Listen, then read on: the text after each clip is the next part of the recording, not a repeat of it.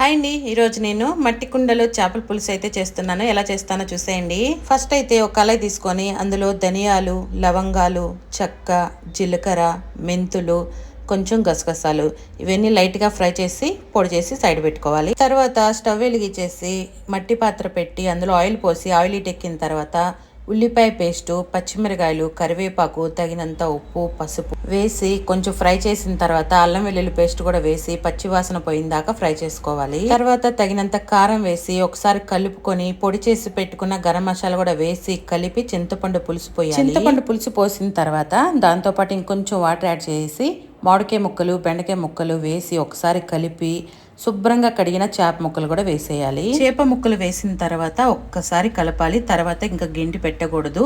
ఒకసారి కలిపేసి కొంచెం కొత్తిమీర వేసి మూత పెట్టేసి బాగా ఉడకనివ్వాలి. పులుసు దగ్గర పడిన తర్వాత కొంచెం కొత్తిమీర వేసి స్టవ్ ఆఫ్ చేసుకుంటే రెడీ.